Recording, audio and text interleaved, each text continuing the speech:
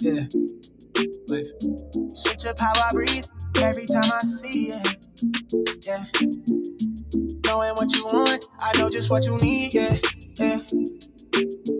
Here's the thing, I got you falling through for the weekend. Chance I put it down how you need it. Bet I make it hard, don't wanna leave it. Switch up how I breathe every time I see it. Yeah, knowing what you want, I know just what you need. Yeah, yeah. Here's the thing, I got you falling through for the weekend. Chance I put it down how you need it. Bet I make it hard, don't wanna leave it.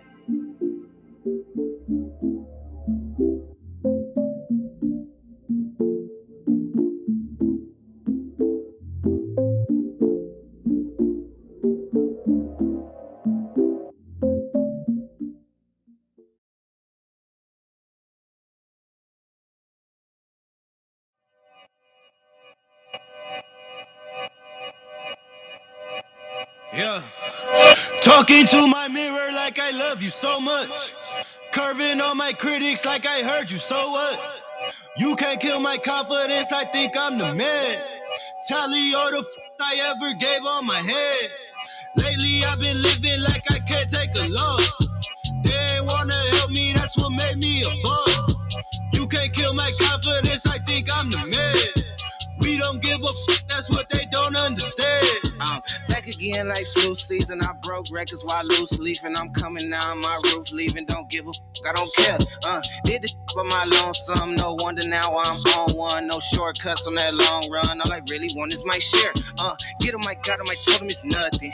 In the discussion, got them feelings I throw all my pain on percussion. It's disgusting. I hear them bragging about that they did, and it do not move me, not in the least. They ain't been dropping no seeds in the soil, but swear that you almost spotted the feast. I've been on go mode, showboat, rowboat, wave ride. Cool shorty, too naughty, pool party, wet for the face ride. Annie up, penny down, hand me down, thrift store, old drip. New money, too funny, old shorty, talk about old.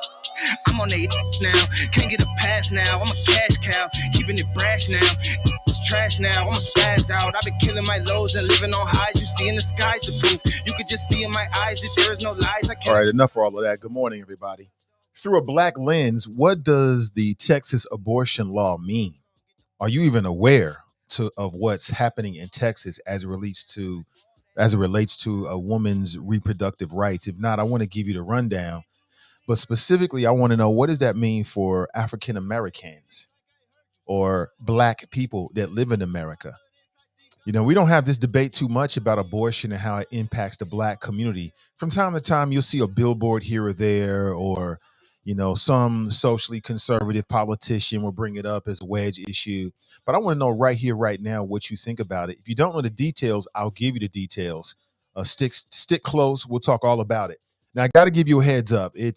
You got me for about a little over an hour this morning. Then I got to make a move. There's a lot of things going on. And I plan to be a full show tomorrow. But today I got a few things I got to make a move. So I want to give you a heads up. Maybe a little bit later, am I expecting a text message that might give me, that might allow me to stay a little bit longer. I'll put it that way. But again, throw the number out to the world, 513-873-7134, if you'd like to share your thoughts this morning. My name is Nathan Ivey. I'm your humble host. One man, one microphone, one mission.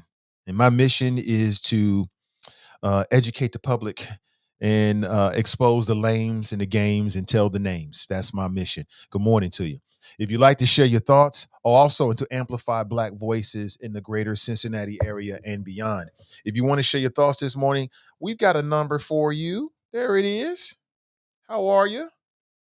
How have the last 24 hours been? Hope you've been doing well. Hope you're doing well. It's Thursday. We made it. The weekend is here, because everybody knows that the weekend now officially starts on Thursday, not on Friday.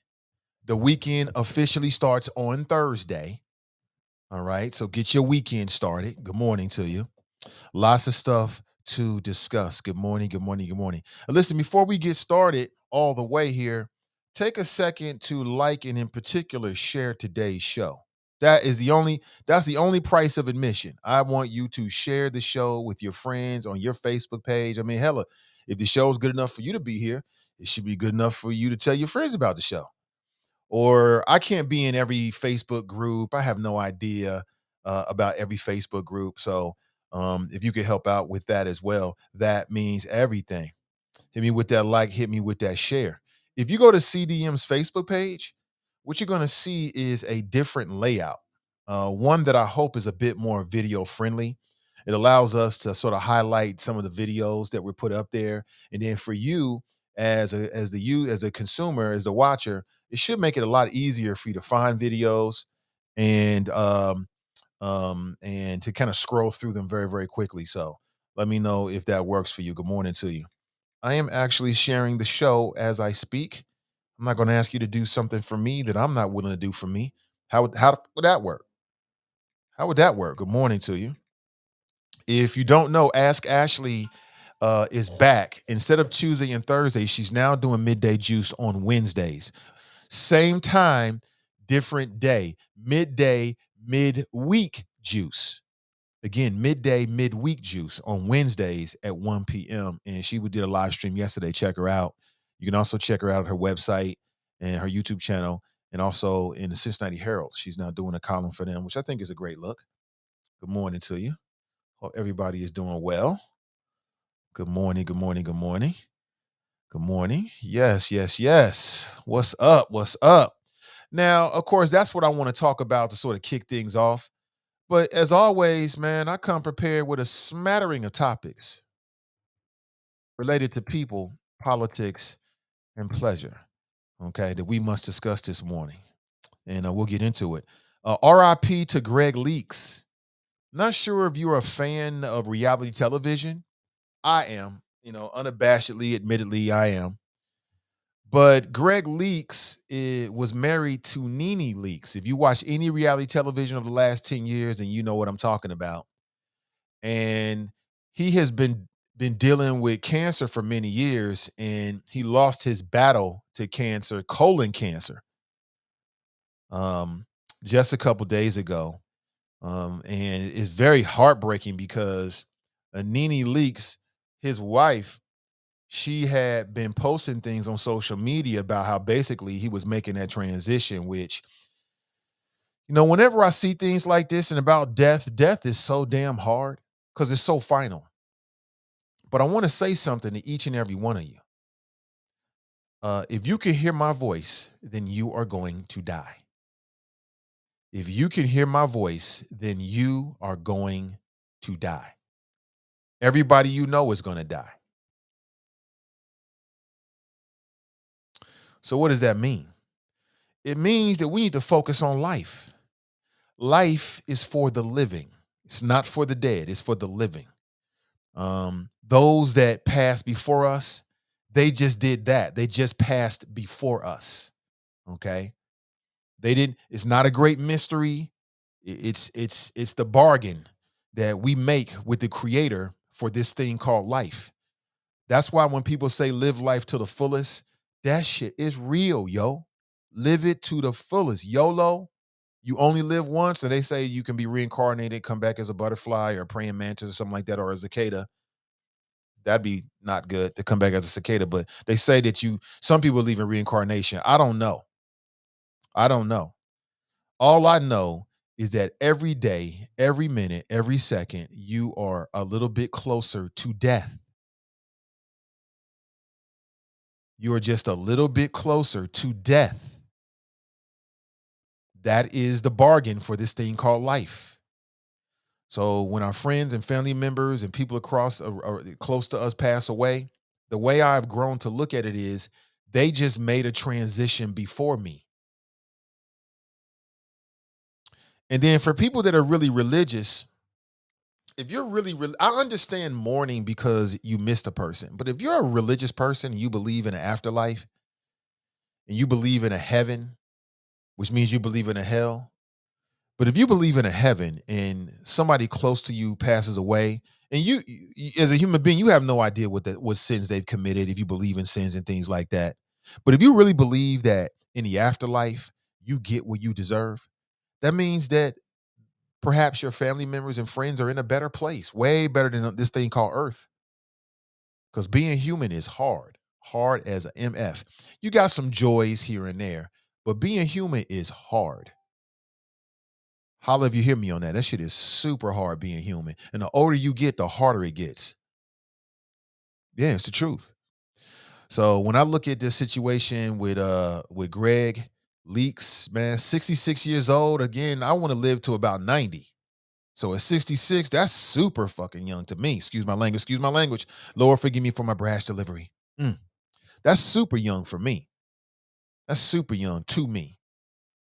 But 66, colon cancer, man. Colon cancer be winning. Colon cancer be winning.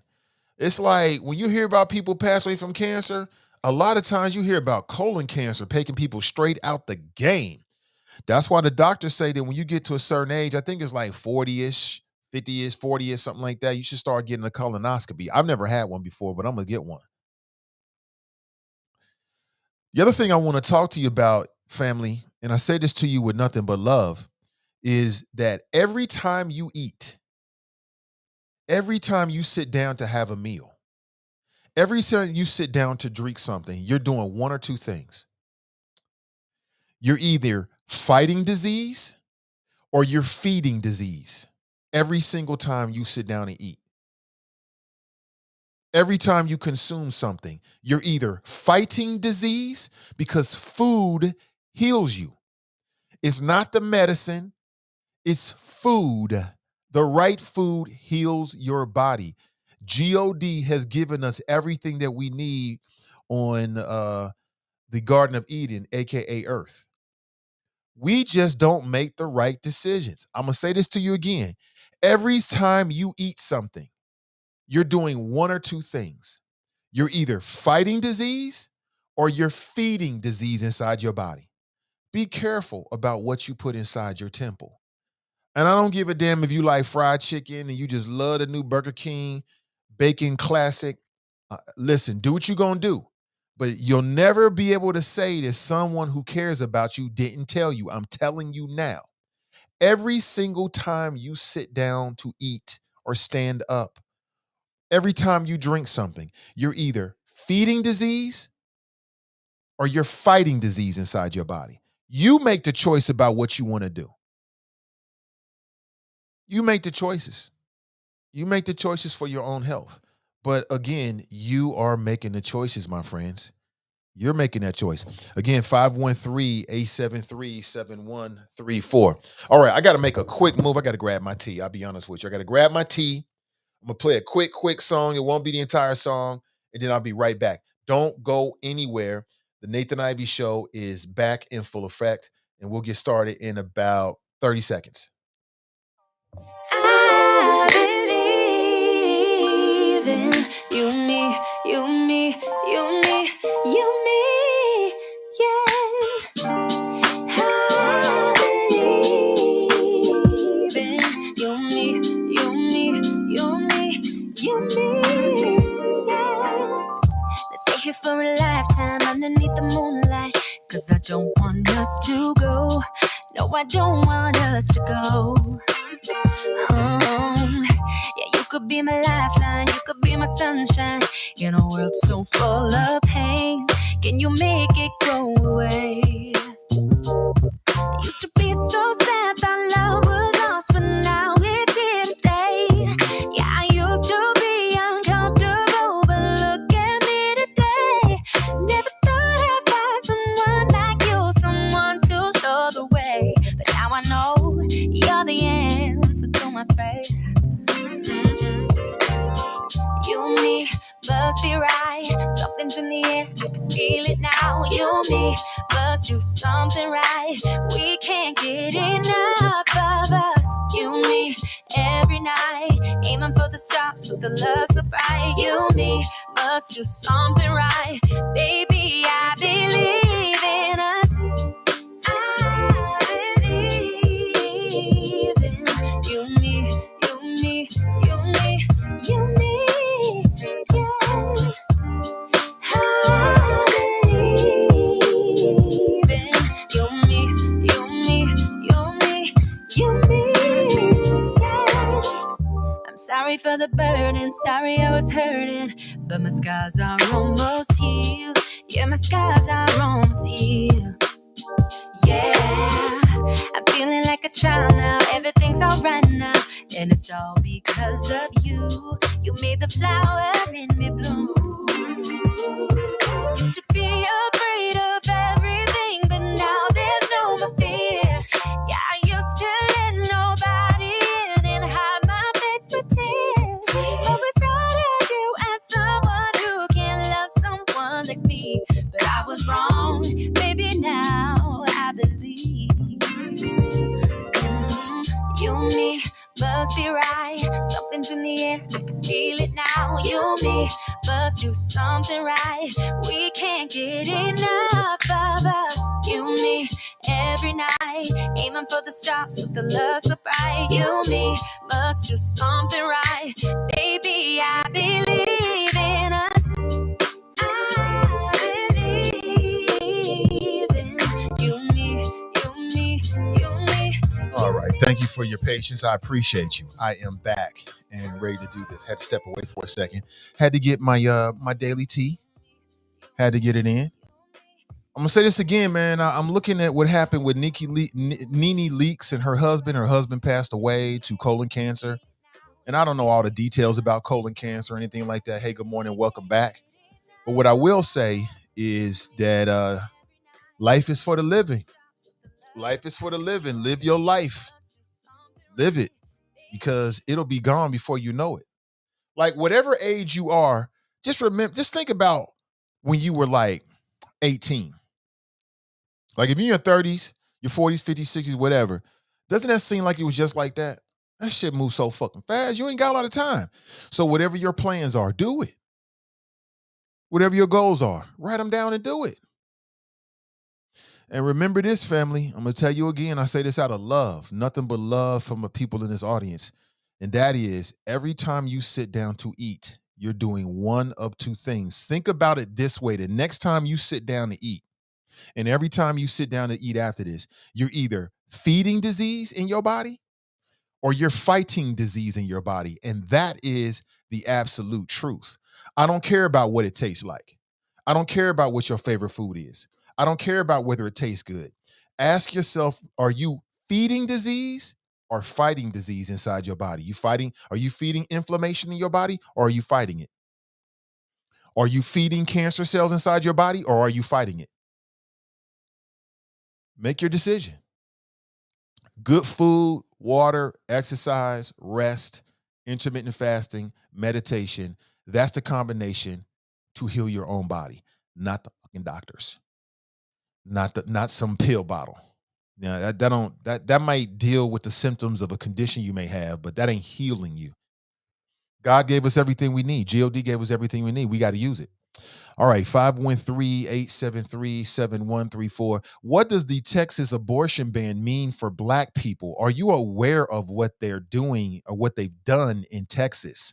Texas passed the most extreme abortion law in the United States, and the Supreme Court failed to act to block the near total ban that allows private citizens to sue abortion providers. So typically, states have adhered to not putting a ban in place that would ban abortions before the 22 to 24 week mark. In Texas, it's at 6 weeks. There are no exceptions in Texas. So if a woman is raped, so what? Got to have your baby. You got to have your rapist baby. There's a lot of ways of looking at this. Number one, it goes back to what I said about Donald Trump and the why some of these so-called woke Black people sound like the stupidest was on the planet Earth.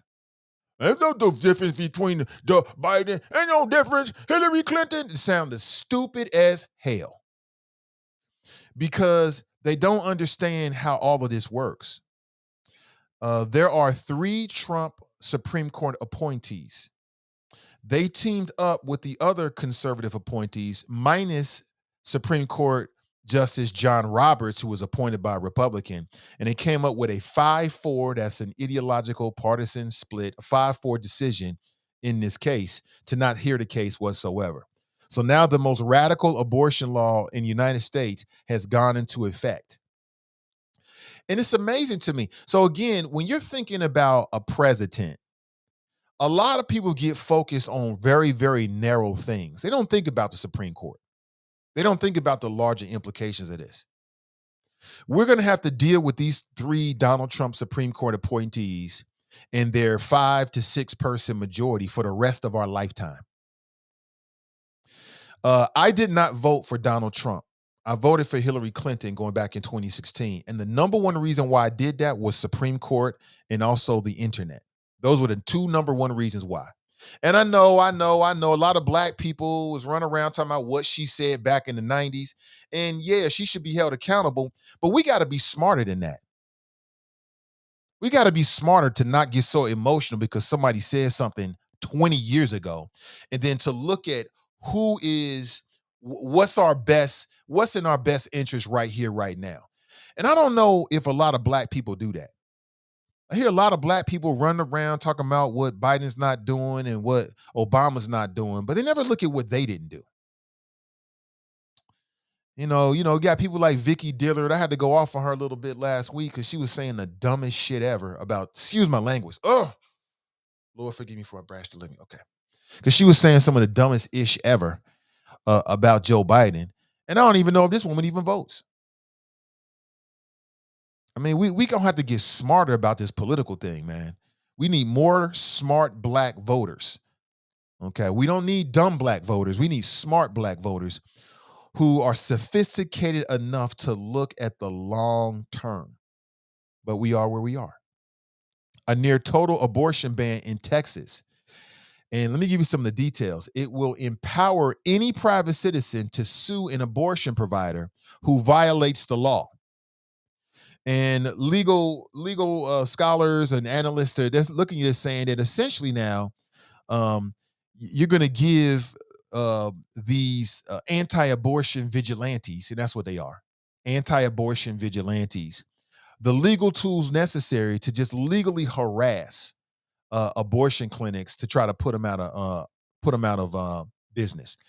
Now, many people know that I'm on that body thing right now, 100%. I will not stop until I reach my goals. The next time you see me, you're gonna be like, "Damn, Nate, what you been doing?" Everything, every day, everything.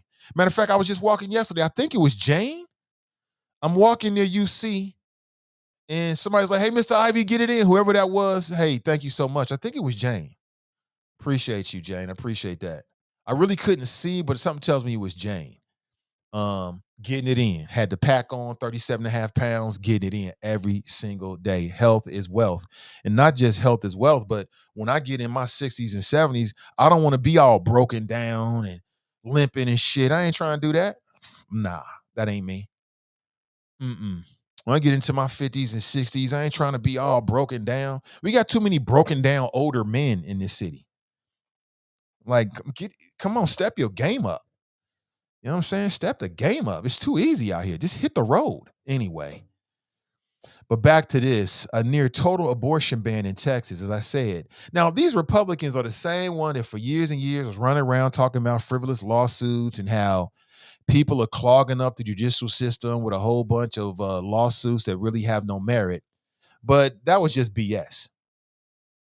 That was just BS. Like, how many women even know that they're pregnant before 6 weeks? And why is it that white men are so focused on a woman's right to choose? That's what this is in state to state to state, where you got white men in these state legislatures that are sitting around all day trying to come up with ways to stop a woman to make decisions about her reproductive rights. This is what you're doing? All these issues we have in the country, and they're worried about abortion. My take on abortion is, if you don't believe in abortion, then don't effing have one. Real simple. Don't have one. Same thing with cheese conies. If you don't like Cincinnati cheese conies, then don't eat them. But don't try to tell somebody else what they're supposed to do. I'll never understand this. I will never understand this. And essentially, this is nothing more than a legal way of preventing women in Texas from accessing health care, abortion care, because somebody wants to play God. I mean, the last time I checked, if you believe in God, God is all powerful and omnipotent. Isn't that true? All knowing, all powerful. If God didn't want women to have abortions, God could take care of that. But you got these self-righteous, conservative folks out there that go into politics on a crusade to stop abortion, to force a woman to have a child that she knows that she don't either want or she can't take care of. And then what kills me is that these same social conservatives, when the baby is born and starts to grow up, they want to turn their back on them. Many of them don't believe in a social safety net. So let me get this straight. You want to force women to have children that they think or they feel they can't take care of, and then you don't want to help them with a social safety net. Every time I drive past, there's a health clinic, a women's health clinic near the University of Cincinnati. It's on Auburn Avenue. I've told you many times before, I tell you again, I love to walk the hills in Cincinnati. In particular, I love Sycamore Hill. I have conquered Sycamore Hill. It's no longer a challenge to me, but I still love to do it. So I live in the Coreyville area. I'll walk down Auburn Avenue, walk down Sycamore Hill, and I'll go to Ziegler Park and then walk back. It takes me like an hour or so. Okay. And it's nothing at this point. And every time I walk past Auburn Avenue, you got these self-righteous folks out here. And now I can tell they're paying people. They're like paying street people to hold these signs about abortion. And every time I walk past there, that shit burns me the hell up. Because I'm thinking, who are you to try to tell a woman, listen, put that billboard down and put your hand in your pocket and come out with some money and give these women some money if you really care about them that much. But they don't really care. I've told you the story, man. It was like a year and a half ago. I'm doing my walk. You know what I'm saying? I was just getting things started. And I walked past that a women's clinic on Auburn Avenue. There was an older white woman out there. And I'm going home at this point, and I'm walking past her. And this woman, this Karen, had the nerve to stop me, y'all. She stopped the wrong one. She had the nerve to stop me and say some of the dumbest I've ever heard in my entire life. I just got offended. She was like, did you know something about black babies? I just looked at her. I was instantly offended. And I said, and I'm paraphrasing because I don't remember exactly word for word, but to something to this effect. I said something to her like, did you know that there's a lot of babies that are languishing in in adoption agencies right now, ready to be adopted? And she looked at me puzzled. And she said, well, I've already raised my kids. She said she had 3 or 4 kids. She raised them. And I said, exactly. So you already did what you want to do for your life. You ain't ready to take on no more children, but you got the nerve to stand out here and try to force a woman into a situation that she don't want. You self-righteous bastard. I don't think I said that to her. I just walked away from her, left her mouth was wide open. Yeah. Put your money where your mouth is. If you care about babies so much, then go adopt some. Go adopt some babies. That's what I tell these self-righteous anti-abortionists. You think you really are, how many babies you adopting? None. Shut the hell up then. You don't care about the babies. I don't want to hear it. And some people have even said that in terms of the black community, that there is an attempt, a genocide almost on black babies. I'd like to know what you think about that. I'd like to know. Do you think that abortion is an issue in the black community? And if so, what is the issue in the black community? And how do you think it should be alleviated? Do you think that I'm in Ohio, okay? If we had a law like that in Ohio, how would that impact black Ohioans? How would that impact the black family? You tell me. Let me go to the phones. Good morning. Welcome to the show. Good morning, comrade. Oh, good morning, Black Russia. Yes. I'm not going to spend too much time talking about other women's uteruses, but what I will say is this. if Black Lives Matter, then then abortion is not an option. Okay, if Black Lives Matter, abortion isn't an option. Our birth rates are already low. We're almost to the point where we're getting slaughtered by the Hispanic community in terms of birth rates. At some point in time, we're not going to be around as in the population that we should be. So, I'm a pro-life dude. If they want to ban abortion, I say let the courts hash it out.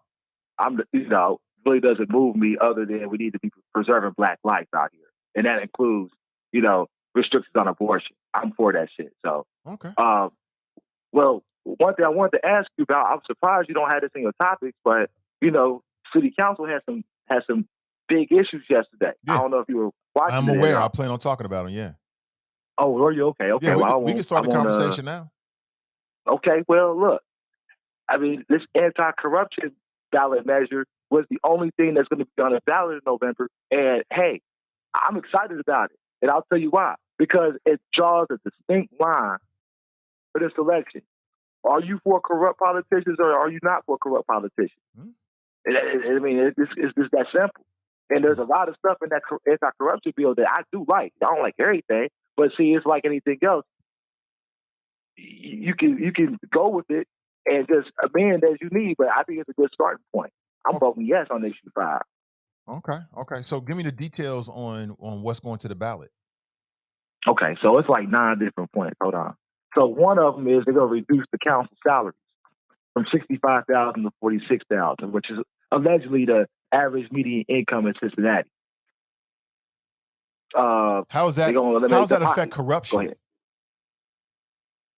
Because people, instead of looking at it from a strictly get money standpoint on city council is a part-time job. I think everybody has been saying that for a long time.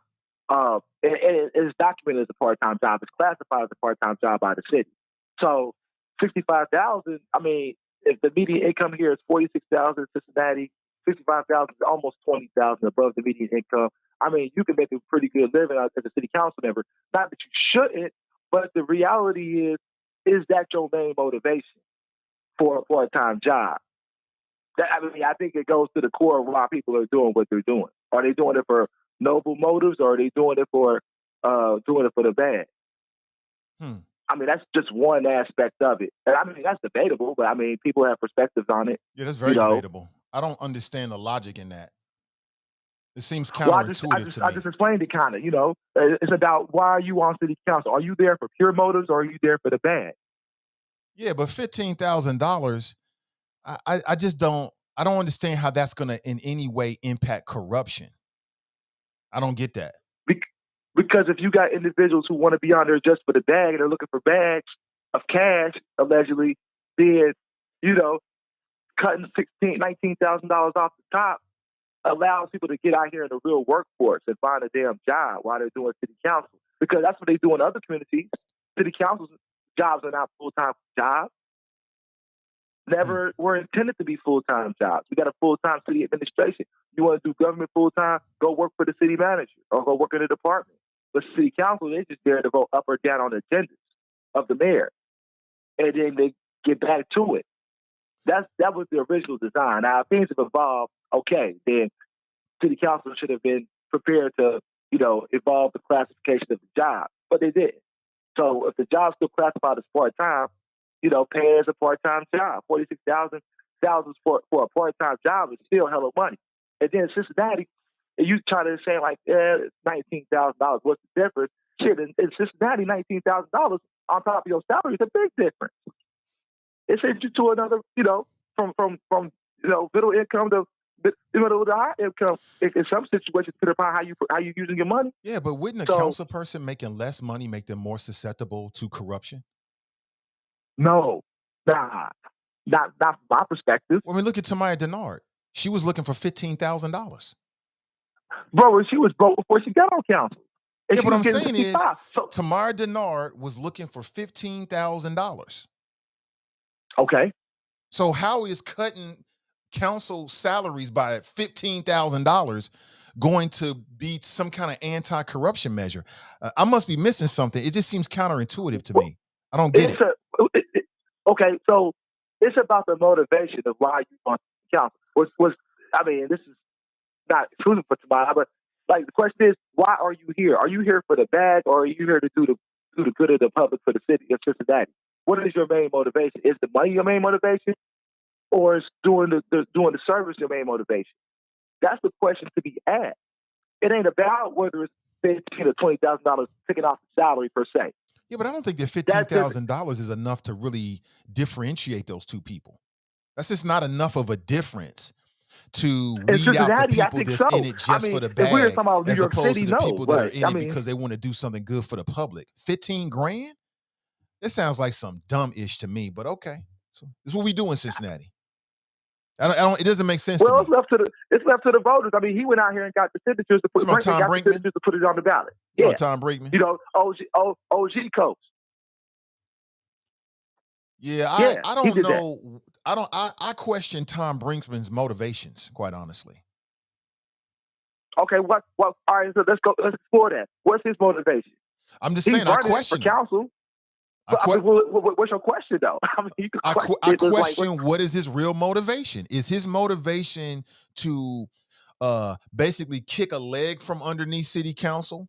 Because, you know, it's a lot of folks out there that have had a lot of issues with city council, especially because they look at it as being Democrat control.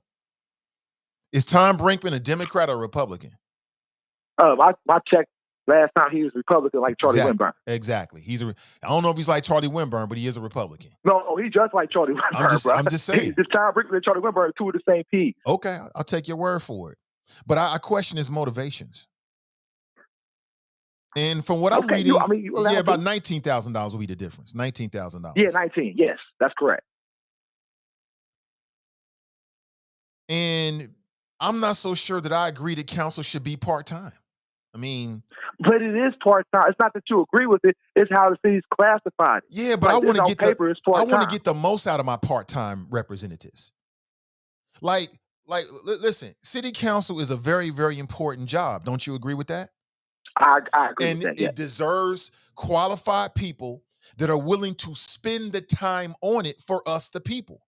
So I don't understand all this stuff. Bessie Sunderman saying council should be part-time. I don't get all of that. Okay, we get it's part-time, but I want somebody just going to spend the time that's necessary on it and then have the time to spend on it so they can be the type of representatives that we need. I think it should be full-time. Why not?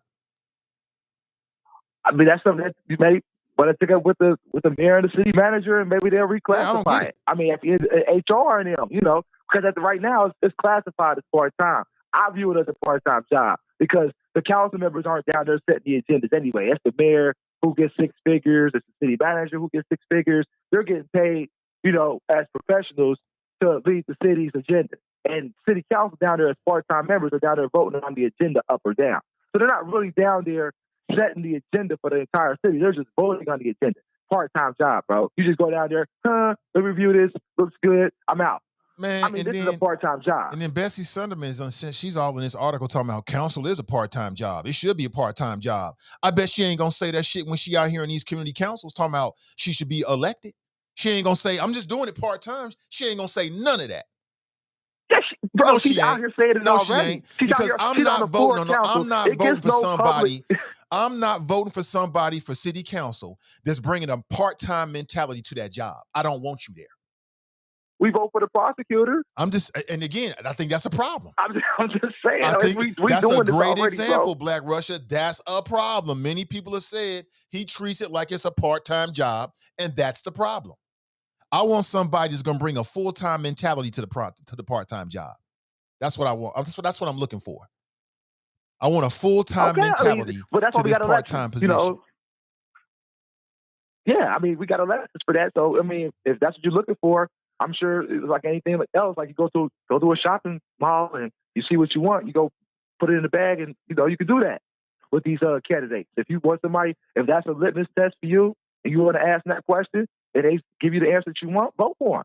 If they don't, then don't vote for them. That's what's beautiful about democracy. In this article, your boy Christopher Smitherman agrees with me.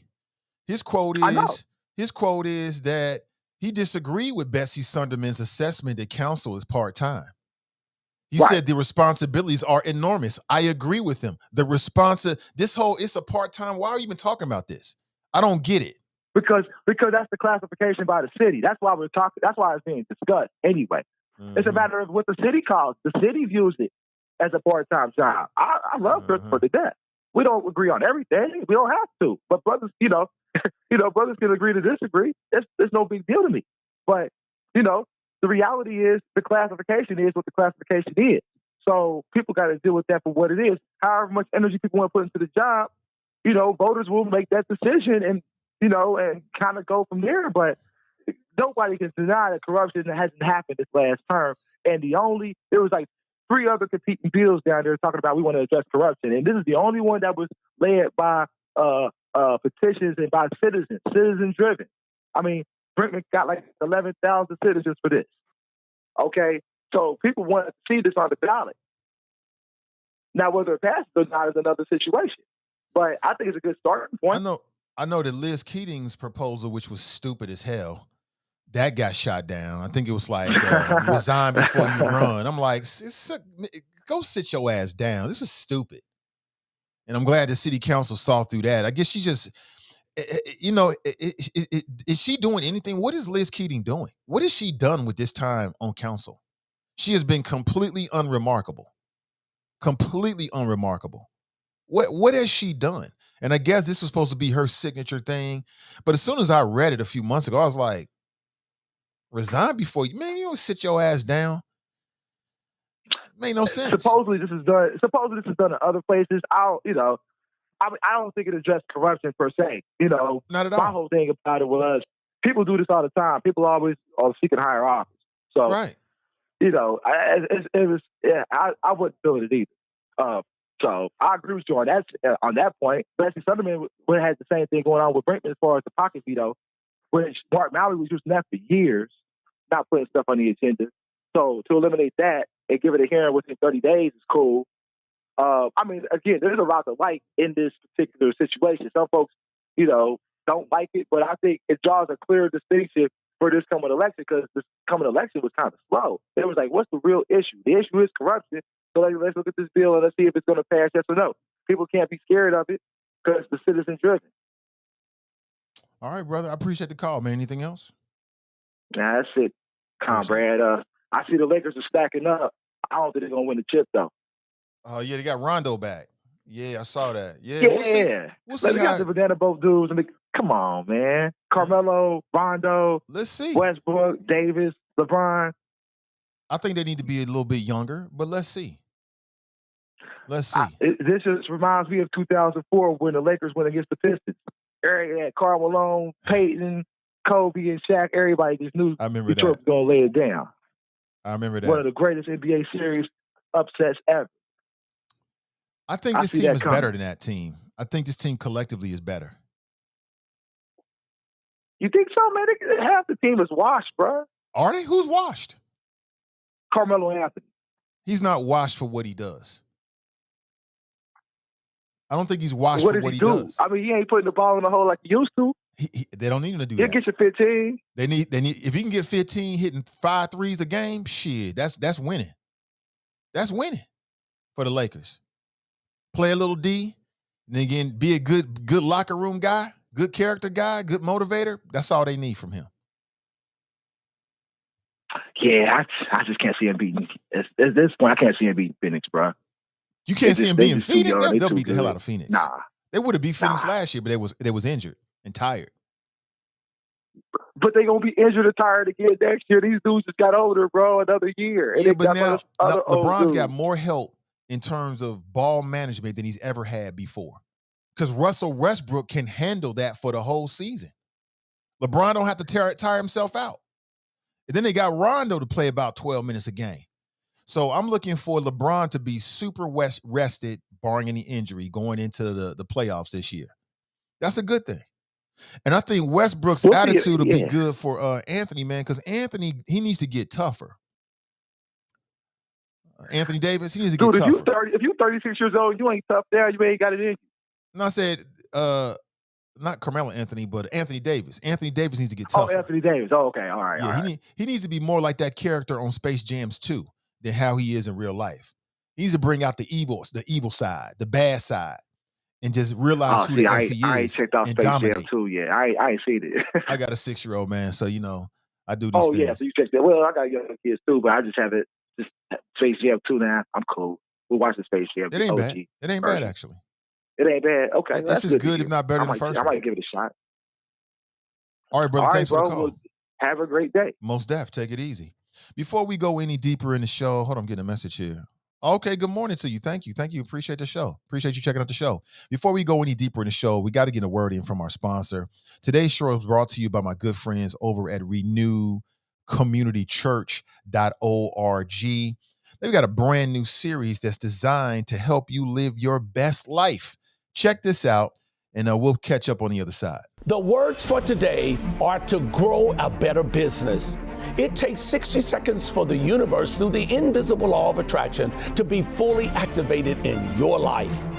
God's invisible law of attraction is available to you today because you are just 60 seconds away from growing a better business. Take the next 60 seconds and grow a better business by telling a business story for 60 seconds 3 times a day for 21 days. Why 21 days? Because that's how long it will take to change your life. Now say this better business story out loud 3 times a day. It is my divine and human right as an entrepreneur to grow and prosper my business so that I can bless others. My business is growing, expanding, increasing in revenue and profits today.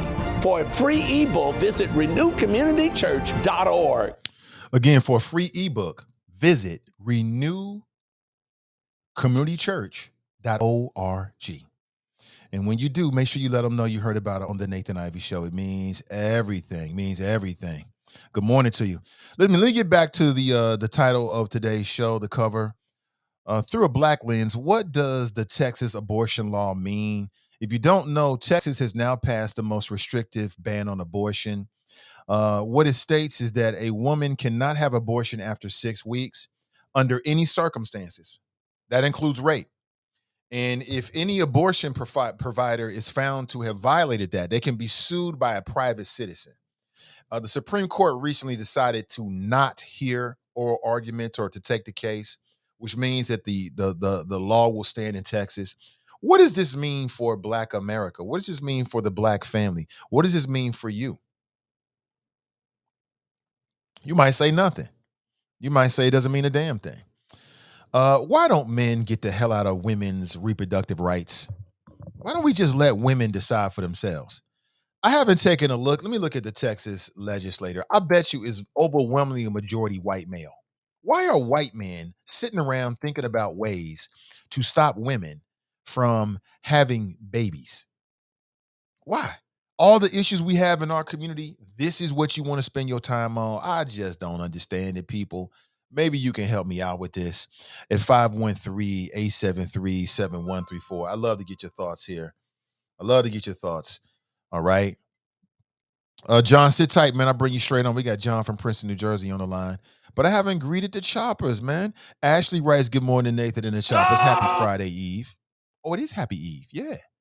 Yeah, happy Friday Eve to you. Sharp writes, good morning, Nathan choppers. Ray writes, good risings all. Good risings. Good morning to you. Good morning. Let me see. Go all the way back to the beginning here. And we start with Cass. Cass writes, hey, choppers. Pat writes, good morning. Crystal writes, good morning. Let the weekend begin. Me and my baby boy are out of here. 9-3, birthday twins. He's the rapper. I'm the DJ. Are y'all out of here? Oh, what? That's right. I forgot. Virgo's in the house. I know it's going to be beautiful. Elizabeth writes, good morning.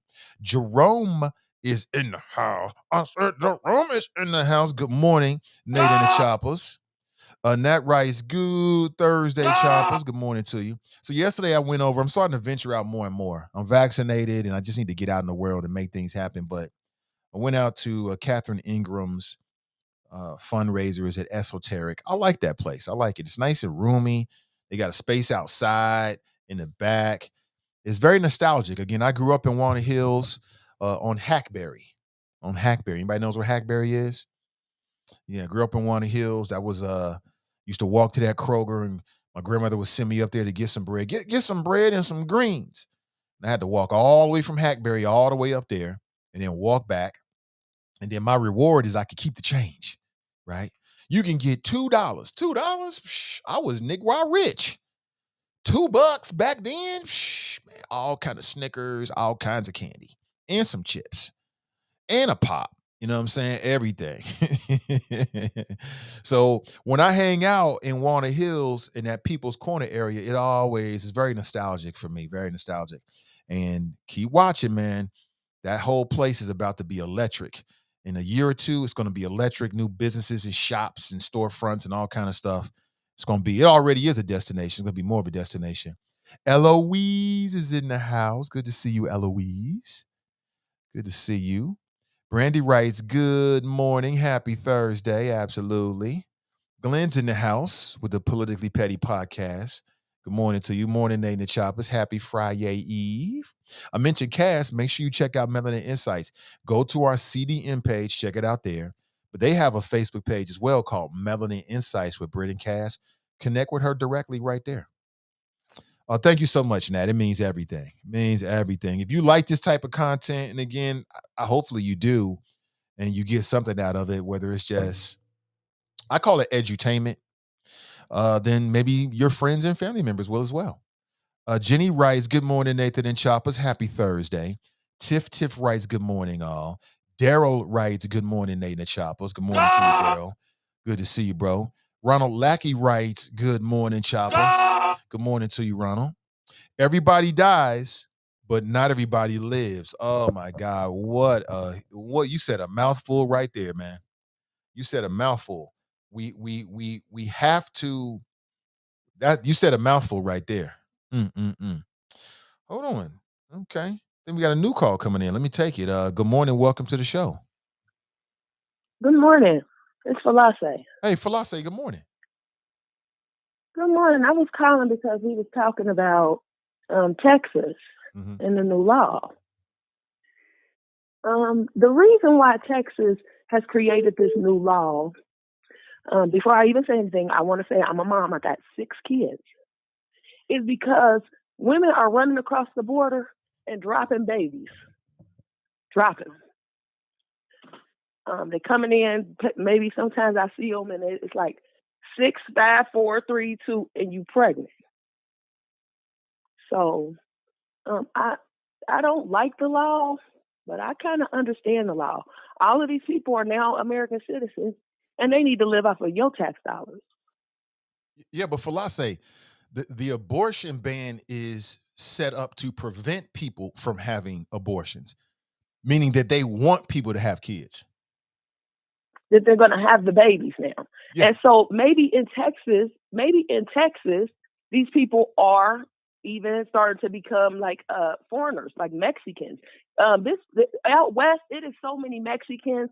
I am the black girl. I'm the black person. How about that? Let me tell you, I am the black person. So when people experience me, I'm giving them a black experience. My son told me one time, somebody told him, his girlfriend, as a matter of fact, she's never even met anybody black. So she didn't even know how to perceive him. You know, so maybe it's that. Maybe it is so that these people can become citizens. But the abortion ban is stopping people from having abortions. That's what it is. Now they're all going to be able to have their babies down in Texas. Texas is where the border is. Texas is a huge part of the country. So let's check out who the senators are. Like you were saying earlier, let's check out who these people are who are putting these things in place. What is their motive? Well, their motive is they want to prevent women from having babies. They want women to bring their babies to full term. That's what their motivation is. It's probably religious based. So they want women to have the baby. Yeah. They want to stop you from having an abortion. Right. Okay. So in Texas, where that is the border, to me, that's the only thing that makes sense to me. That's the only reason why you would want people to just procreate and not be able to stop it. Because if there is an abortion law, then, well, these people can now have abortions. Now their children won't be American citizens, or their grandchildren won't, because then you have to think about how the law is when these people go into customs and border and all of that stuff. So now they're saying, oh, they can have the baby. Who is running it down in Texas? Cruz. Cruz is a Mexican name. You know, you got to look at the people.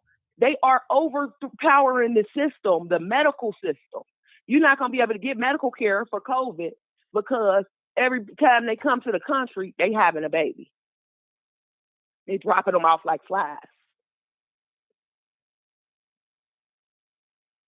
So it sounds like, it wouldn't be a good idea, or it's against Black people, because sometimes, you know, teenage pregnancies, that kind of stuff, or it sounds like it might be even against, you know, making them have teenage pregnancies, but I think it's more for foreigners.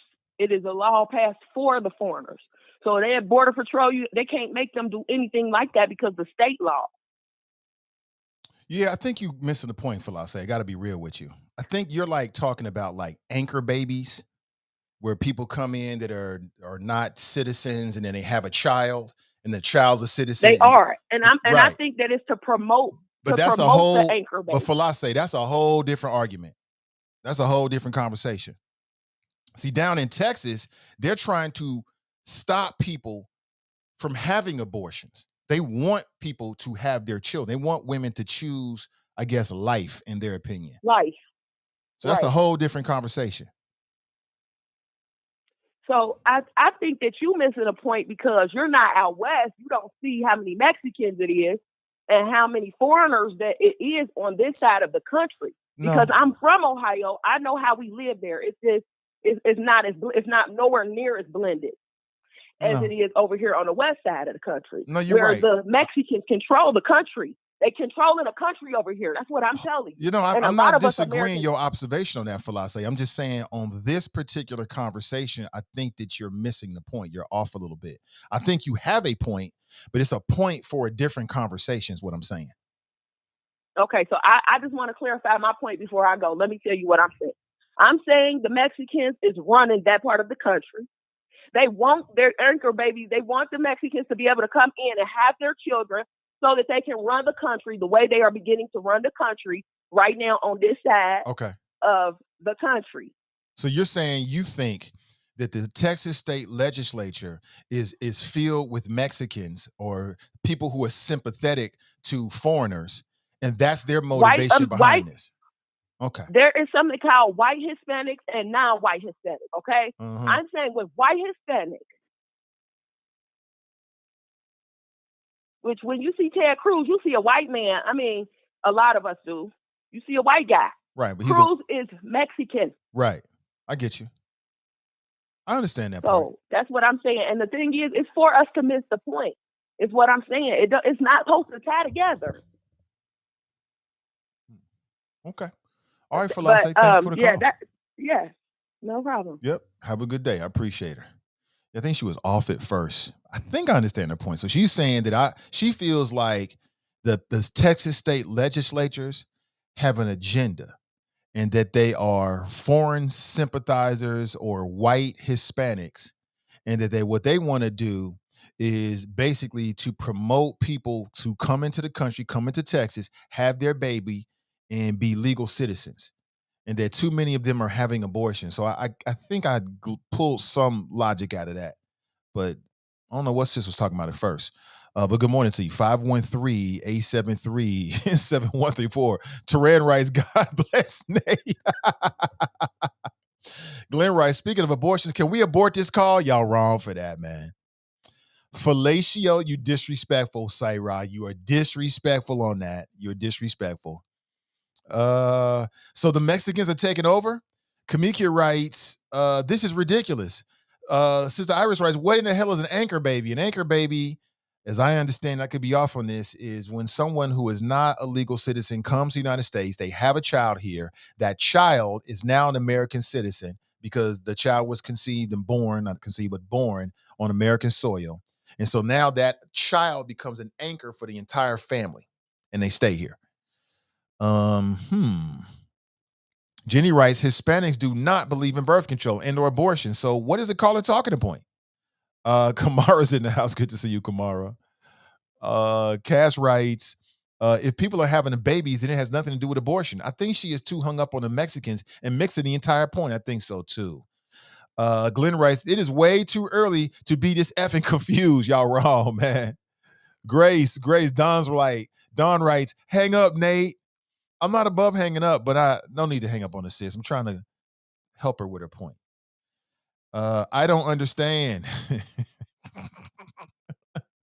Sarai writes, Nate, be nice and initiate a mercy killing. Y'all are so wrong, man. Y'all is so wrong.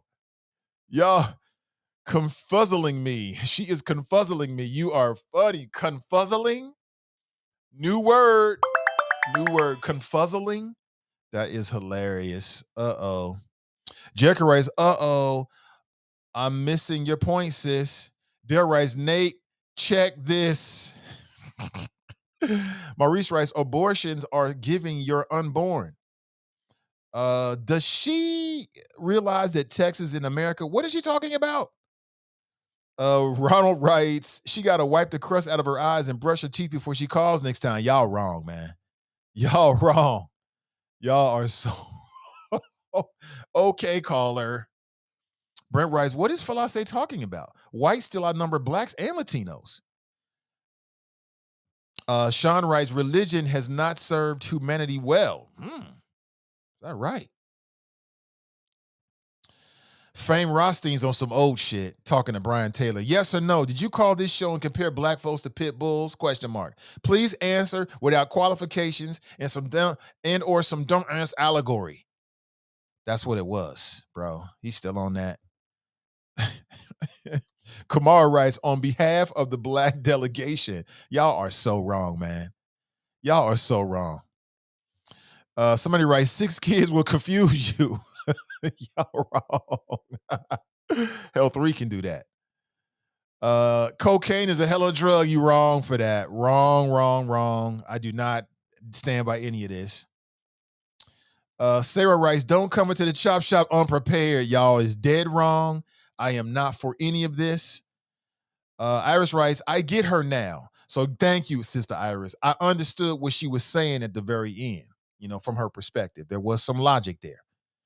Again, everybody's not used to calling into a radio show. Sometimes people get a little bit nervous. It's normal. So my job is I'm not here just to jump on anybody's throat unless they deserve it.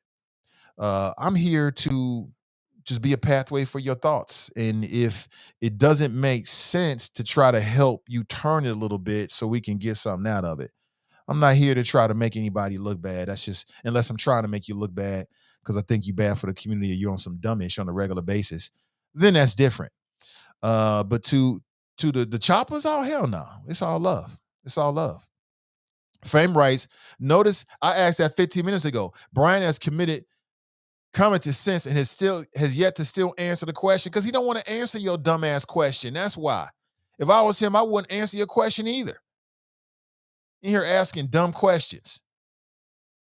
Didn't you call somebody? Nobody cares about that anymore. Thanks to Steven Speed. Appreciate you, bro. WVXU reports is all hands on deck as CPS sees chronic absenteeism increase and ELA rates fall due to pandemic. Really? Wait a minute. This is earth-shattering. You're telling me that people are actually affected by the pandemic that work for CPS schools? What? Proficiency rates dropped and chronic absenteeism rose during the pandemic across Cincinnati public schools. Not surprised. Chronic absenteeism increased 9.4% since 2018-2019, the last complete pre-pandemic year. Really? I'm sure that's why. You had people that were quarantined. You had people that didn't want to catch COVID. Let me see. Let me check my emails here because I've already received 3 notifications since my daughter's been in school that she might have come in contact with somebody that has COVID. In fact, one of the notifications said that she absolutely did come in contact with somebody with COVID. I talked with her about it, and she's like, it must be somebody in one of my classrooms. Because how else can they track it? They can't track it at lunch per se. Maybe they can track it at lunch. I don't know. So, this is a weekly thing. I did a show on it earlier this week. This is a weekly thing for parents that are, have children during the pandemic. You just got to check your messages and, see what's going on. Is my kid safe or not?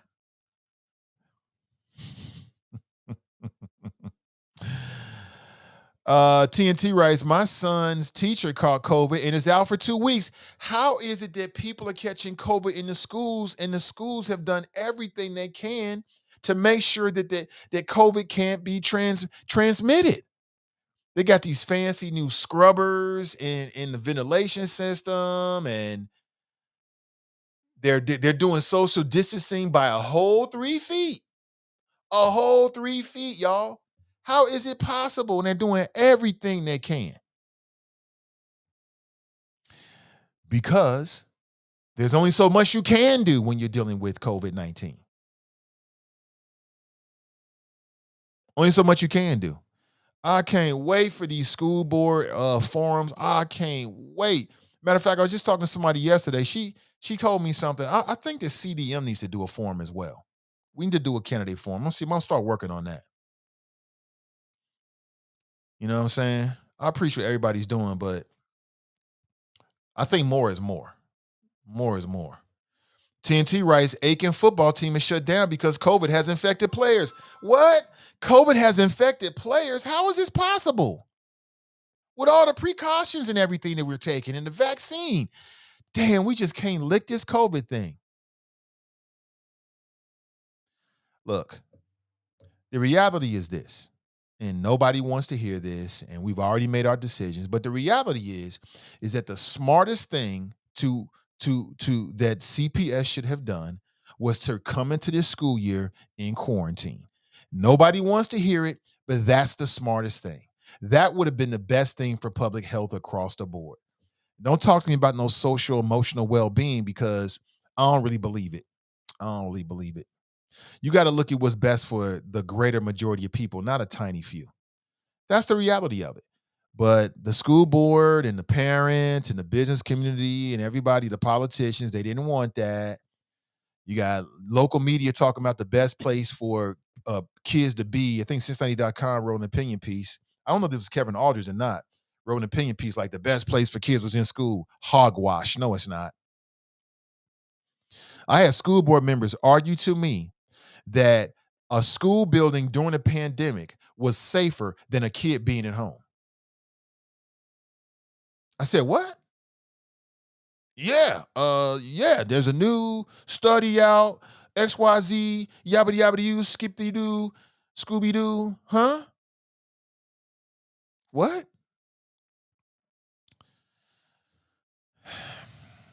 Humans worse than COVID. Say it again. Humans worse than COVID. Humans worse than COVID. Humans worse than COVID. That's what the problem is. COVID is not the problem. The humans are the problem. With their competing agendas, worrying about the wrong damn things. We are never going to beat COVID. Let me see here. It's getting a little too dark. Yeah, here we go. You can see me now. We're never going to beat COVID. We're never going to beat COVID. Okay, let's go back to the phones here. Good morning. Welcome to the show. Good morning.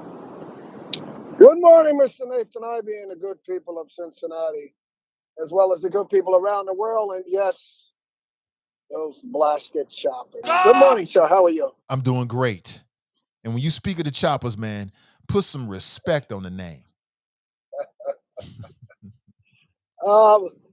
Before we get to the NBA and the NFL, I'd like to hear your picks for coming seasons of the NBA and the NFL.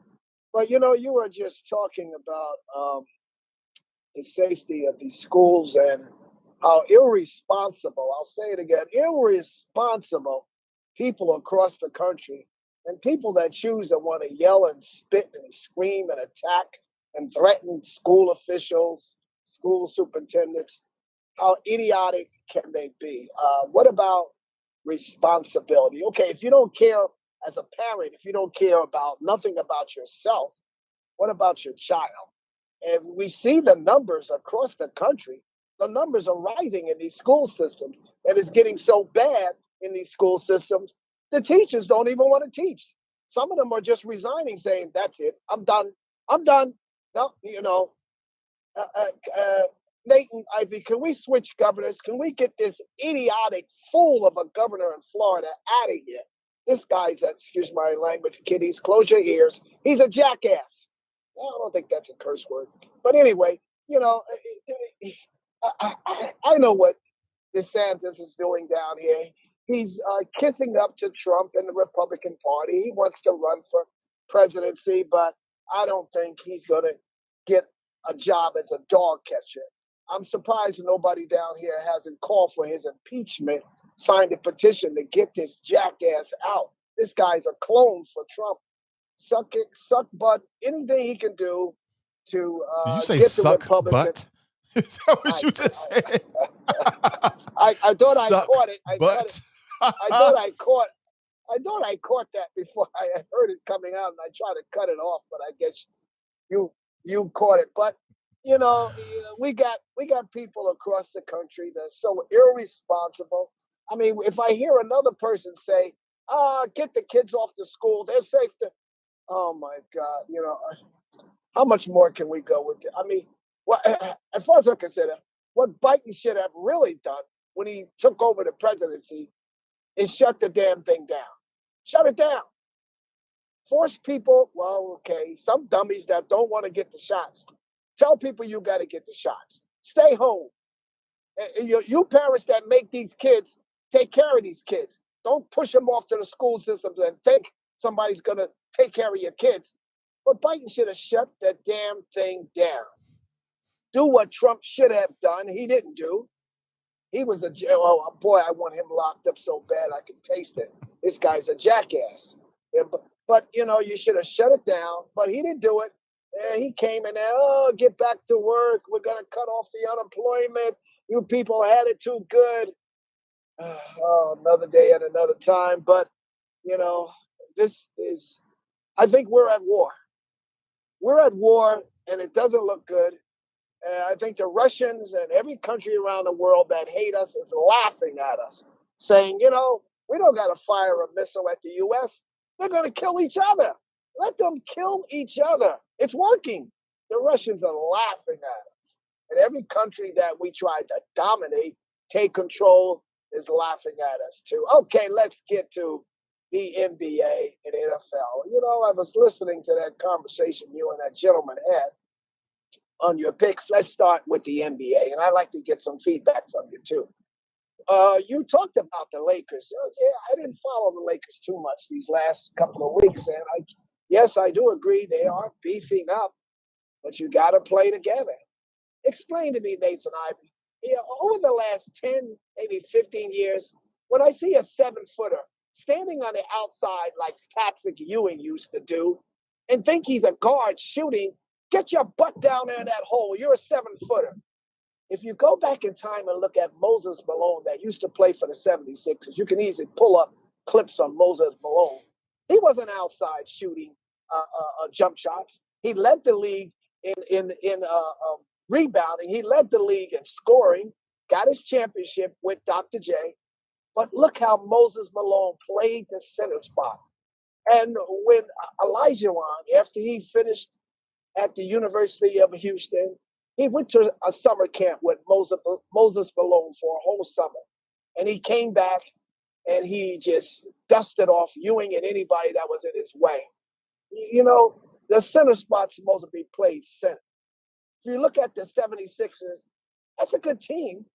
Doc came in there to try to clean it up the first 30 games. Doc got him that center playing the center spot the way he's supposed to be playing center. Not until he comes in the playoffs, he resorted right back to the same, I'm a guard. I'm going to shoot the ball on the outside. The 76ers are just, I thought they were a clear shot to get to the finals, but they resorted back to the old 76ers. But The Lakers, I don't know. Phoenix looks good. Yeah, you may argue and say, well, if the Lakers had a healthy team, they would have won. I thought Brooklyn was definitely going to be in the finals, but the injuries happen. Injuries happen. Tell me, if you think a healthy Brooklyn team, those first two games, the way they were dusting Milwaukee off, I mean, I said, hey, they're going to be in the finals. Well, once some injuries happens, that was it. Because if you look at those first two games, Milwaukee against Brooklyn, they didn't have an answer for Brooklyn. I mean, it was like an easy. This was going to be a sweep to me. I mean, Durant cannot do it all by himself. We saw that once he lost his two guys, that was it. Your comments on where you think the Eastern Division of the NBA and the West, where do you think that's really going? Well, John, two things, man. I always appreciate your call, and I'm more than willing to have this conversation about the NBA, and we can get all deep into it as we get closer to the season. Same thing with the NFL. I don't want to get too far away from the primary topics, but to answer your question in terms of my picks, I'm a LBJ fan, man. He's a son of Ohio, so am I. So the fact that he gets hated on so much just makes me want to support him. I love to see the Lakers win again. I don't really have any Eastern Conference picks. I just like a good game. The Lakers don't make it, cool. I just want to see a good 7-game series, some good b-ball. In terms of the NFL, real quick, I don't really have any picks. I'm not as connected to the NFL as I am the NBA. I haven't watched the NFL game in like 3-4 since Cap. So all that shit went down with Kaepernick. I've watched no NFL games at all. I'll see highlights here or there on YouTube. So in terms of my personal favorites in the NFL, I don't really have any. Except for the home team, the Bengals. I love to see them do well just for all my friends and families that invested so much in the Bengals and whatever they might do for the city. Other than that, I don't really have any picks for the NFL. But I appreciate your call, though, John. Well, I'll end with this, and yes, I know you want to stick with the topics. To the NBA, to the NFL, I'll end with this. Go Captain Brady, Tampa Bay Buccaneers. I followed him when he was with New England, and he's going to win another championship again this year. Go Captain Brady. Have a nice day. Captain Brady. Okay. I don't really care. I used to care more about it, but it don't pay me. You know what I'm saying? If something don't pay me in some way, shape, or form, and it don't have to be monetarily, what I've noticed is I'm not really that fucking into it these days. I don't really get anything out of it. So for me, when I watch the NBA, I work out at the same time because I'm like, damn, these mofos in great shape. I'm just sitting on the couch vegetating and they in great. Hell no. So I like to work out when I'm watching the games. So I get something out of it in that way. But other than that, I mean, it's just entertainment to me. It's just entertainment. I'm not really that invested in any particular team other than the home team and what LeBron is doing. I'm heavily invested in LeBron because I like to go for the underdog, and people hate on this black man for so much that now I want to see him do well. Other than that, I'm not really that connected to any particular team. I don't really care who wins. Like Milwaukee won last year, cool for them. Great for Giannis. If Phoenix would have won, great for Chris Paul. As long as it's some good entertaining basketball, I don't really have a dog in the race. Like I said, if it don't, at this point in my life, if it don't pay me, I don't really spend a lot of time on it. You know what I'm saying? And it don't have to be monetarily. If I'm not getting something out of it, life's too damn short. And I do get some entertainment value out of it. It's some mindless disengagement. But I'm more concerned about me playing basketball than watching somebody else play basketball. I'll be honest with you. You know what I'm saying? I'm trying to make sure I can get on the court and hit some J's, let alone watching some other dudes, what they do. That's just where I'm at with it right now. So I'm still open to the conversation. Obviously, I bring it up from time to time. I think it's more of a cultural thing, but I'm not that heavily invested in anything that don't pay me. That's just where I'm at with it.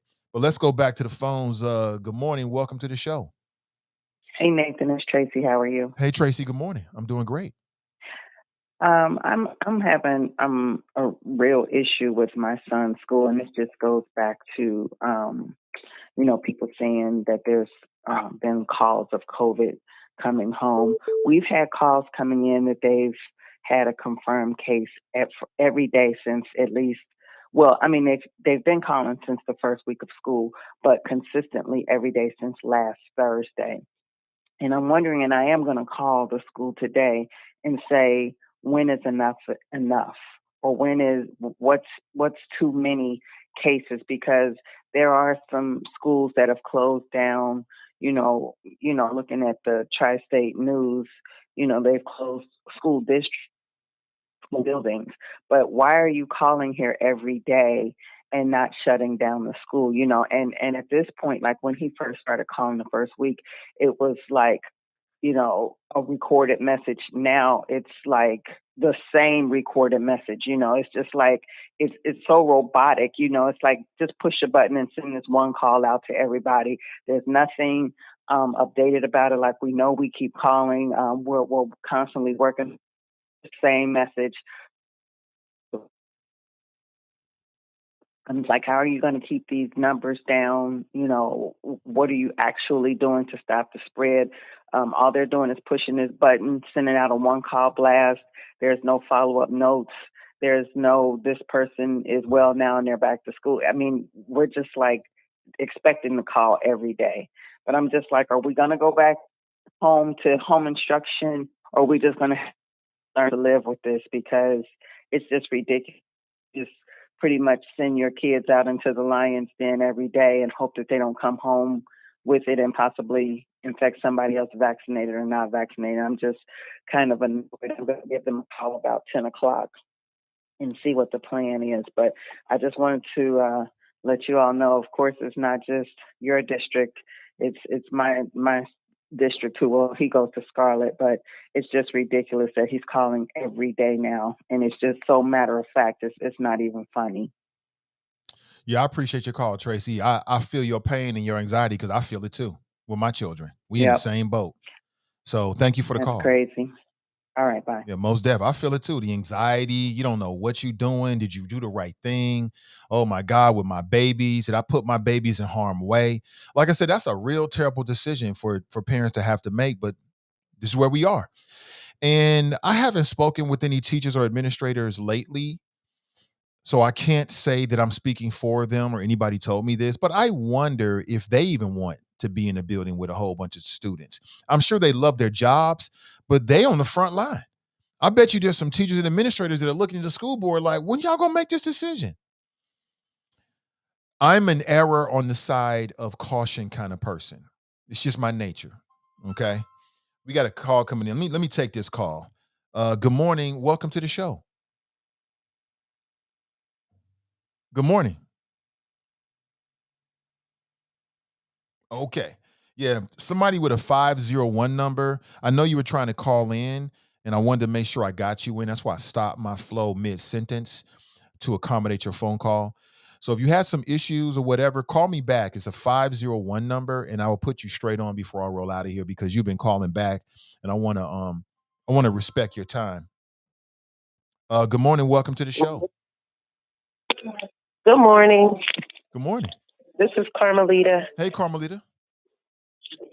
I just find it ironic that the same people screaming about you can't make me wear a mask, you can give me my body back, are making rules about women's bodies. Good point. My body. I mean, they're saying my body, my choice. That's funny. That's very funny. You're right. I mean, mind your own uterus. If you don't have one, shut up. That one. It's very easy. I personally don't believe in abortion for me, but who am I to say somebody else can't do one? I don't know their situation.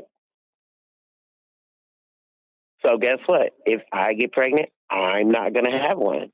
That's all you got to do is mind your own uterus. Worry about yours. That's it. And if you don't have one, please shut the hell up. So sick of these people trying to take control over women's bodies. It's really just ridiculous. And they want to scream, religion, but taking care of people, as you stated, taking care of people doesn't stop once they're born. But like, if I know I can't feed a child, maybe you have no business having one. And it's really just that simple. I agree completely, My thought. 100%. Thank you I'm glad you got in, Carmelita. Have a great morning. Yeah, I was trying, but my phone. That was me. That was the dead air because my headphones don't have a mic. So I was like, oh, okay. But yeah, sorry about that. Oh, no issue. But I hope everyone has a wonderful day. You too, Carmelita. Take Thank it you. easy. Yeah, I know Carmelita's dealing with some serious shit right now. Every time I see her name in the chop shop, I think about her. I just send her prayers and a lot of positive vibes. So stay strong, sis, 100%. But she's right. She's right. Danita says it, mind your own damn uterus. I have no problem with saying women are smart enough, intelligent enough to make a decision for themselves. I got no problem with that. Who am I to tell another woman what to do with her body? Unless, well, I'm just saying. I'm taking it out of context. But who am I to tell another woman what to do with her body? That's none of my business. You do you. You do you. Good morning. Welcome to the show. Good morning, Nate. This is Deborah Nesbitt, the Good voice morning. of reason. How you doing? Good morning, voice of reason. So we're dealing with this abortion thing on the back end. Let's just jump right into it. The problem is not women. The problem, as usual, is men. Men are completely and entirely 100% responsible for all unwanted pregnancies. If there's a pregnancy that results, it's because men are irresponsible with what they're doing with their semen. 100%. We should start, instead of punishing women after they get pregnant and trying to, deal with whatever way they feel was a pregnancy and whatever way they see fit, we just need to start doing vasectomies for boys when they hit puberty. Real vasectomies are 100% reversible for up to 30, 40 years. And that's what we need to do. Real talk. We need to deal with this with men. Because honestly and truly, if, like somebody said, there's no pregnancy without semen. Well, there's not. So we need to deal with this with men instead of dealing with this with women. There's also no pregnancy without a vagina and fallopian tubes and a uterus. Right. But that's on the back end of it. We need to deal with it before it even happens. I'm on prevention. Because they're not just attacking women on pregnancy, they're attacking women on birth control. There's this whole Karen Brower with Pharmacists for Life. They don't want women to have access to birth control. Really? And they advocate for pharmacists to be able to refuse women birth control if it's against their religious or moral beliefs. So they don't want us to have birth control. They're attacking us on ectopic pregnancy. The woman who said, if I don't believe in abortion, but guess what? I ended up having one because I had an ectopic pregnancy. And they attacked that in Ohio, saying they wanted to go after, make women go through a procedure that isn't scientifically or medically possible. Talking about if you have an ectopic pregnancy, which is a pregnancy that gets trapped in the fallopian tube, then they want you to go through this whole relocation procedure, or reimplantation procedure, which is not possible. It's not medically or scientifically possible. It doesn't exist. But they wanted to make that a law. Like, they're going after women's bodies, period. Like, they don't want us to have any control over our bodies. And so we don't need to deal with this with women. We need to deal with this with men. Because men are the ones who pressure us for sex without condoms. Men are the ones who remove condoms during sex. What? Men are the ones who simply... Yeah, no, this is Deborah, happening to women. There are plenty of women out there that'll tell a brother to take it off. Or when a brother say he want to take it off, she'll say, go ahead and take it off. No, that's not what's happening. There are stories. You have to get out there and read the stories of women and listen to what's happening to women. Not what you think is happening to women, but what women are actually saying is happening to them. Yeah, but you know what? I'm telling you, there's a 10-year-old girl who just gave birth to a baby in Afghanistan. You're going to tell me that 10-year-old girl told somebody to go ahead and take this condom off? That's Afghanistan. Like, really? I don't know. Really? That's an extreme example, though. It's not extreme. It's not any more extreme than what's happening to women. It's not any. It's like it's extreme when it's not when you don't have to consider it for your body. That's an extreme example. example. When you don't have to consider it for you. How about this? How about there's a dual responsibility? Women No, have a there's not a dual responsibility responsibility. There's and not, men have a no, because responsibility. you all aren't making it a dual responsibility. You're making it 100. The men right now are making it 100% women's responsibility You for know, I don't all of advocate it. that though. Me But you're personally, I not. don't Yes, advocate that. I when you advocate that don't men advocate take putting responsibility of any their onus on the reproductive man, ability. Nate. That's what I advocate. When you aren't willing to consider anything to control men's bodies, you know there are actually trials or have been trials on birth control for men, Yeah. birth control pills for men. We need it. You know why they don't? You know why they weren't approved? Because men couldn't handle the side effects. You know what the side effects are? The same exact side effects that there are for women.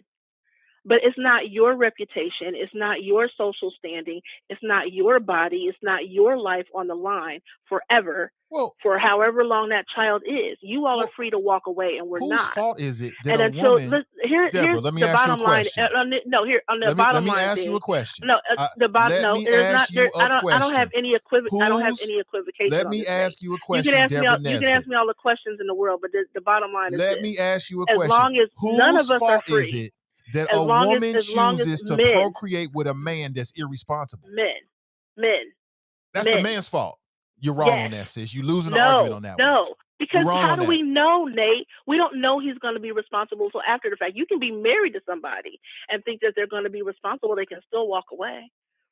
I think that's less likely. Have to put the onus. I think that's far less likely. Don't act like it's the same thing, Deborah. It is not the same thing. You think it's more or less likely it because is you're far a man, less Nate, likely you don't have to, when a woman is married to a man that she's taking vows with and she gets pregnant that he's going to walk away than when a woman is dealing with some dude she's just kicking it with and she gets pregnant. It doesn't matter. It does either. No, to me, either way, it's the same thing. It's not the same thing. We need to put the onus on men to be responsible. Yes, I we agree do. with you. I yes, advocate we do. that. Right. So that's it. But we cannot. Because the bottom line is, we cannot overlook the responsibility that women have to themselves. That's why I say it's a dual responsibility. Women are taking responsibility, Nate. We're already taking responsibility. We already step up and raise the children. We already step up and take care of birth control for our bodies. Vet him better, sis, before you spread your legs. Up. Where is what responsibility do you expect from men at this point? I told you, I think that it's the ultimate responsibility. I think that men should consider vasectomies. I think that men should wear condoms. Right, and I think it should be mandatory at puberty. I think that men should be more responsible about where they drop their semen. I think men should be more responsible across the board. But that doesn't mean that women don't have a responsibility as well. I think it's I didn't say that we don't, but right now, the way things stand, the 100% responsibility is on us. It's our bodies that are not being policed, not yours. We're talking about reality, not hypothetical. No, I'm talking about reality too. The hypothetical is men should kind of sort of be responsible, but right now the actual law is imposing itself on us. You all don't go to jail for unwanted pregnancy. Yeah, but in doing so, it also imposes a responsibility on the father as well. Don't overlook that, Deborah. Nobody's putting a $10,000 bounty on your head saying, by the way, if you can report a woman in Texas and say, I think she had an abortion and get awarded $10,000. Nobody's doing that to men. Yeah, yes they are. It's not. You're talking about equality where it doesn't exist. Yes, they are. You're talking about a hypothetical equality. I'm not talking about a hypothetical. I'm talking about a very real reality because when babies come into the world, the courts get involved. But we're not talking about babies. And while a woman is responsible for being the mother, we're not talking about babies, Nate. We're talking about pregnancy. Then men are responsible for child support and also supporting that child as well. And there are plenty of men that go to 800 Broadway and them magistrates down there be hitting you with them dollar bills. So it's both people are affected by this. If you're lucky enough to get a writ, if you're lucky enough have some. If you're lucky enough that where somebody has a job or you can actually track them down, well, that goes back to the woman. Income all the time. That goes back to the woman being more responsible and vetting potential baby daddies better. Why you shacking up with a dude and not using protection and he ain't got no money? He don't have a job. Do better, sis. Right. And so we're back to putting the onus on women No, instead we're of back men, to which is saying what that I it's just a talked about. dual We're responsibility. back to making women responsible for men's behavior. No, we're making women responsible for That women's he's going to do behavior, this. and men are No, make sure responsible he's for going to a do man's this. behavior. Make sure he's responsible. Make sure he's going to be that person. You can't Yes. control other people. Which Yes, is why men yes, you spend so much. cannot, but you can control who Men you can't sleep even with. control themselves, and you want women to control men and No, women I to vet don't. what I somebody want else is women going to to do. control It's themselves, and I ridiculous. want men to control themselves. My argument goes for both sides. But the attack right now, Nate, this is what I'm saying. The attack right now is not on men. It's on us. It's on us. Right. And while we are chained, none of us are free. None I of agree. us. I agree with that. So that's it. Y'all need to take more responsibility for what y'all do. And so do women. Talk. And so no, do women. It's not the same. It's It not is the exactly same the same.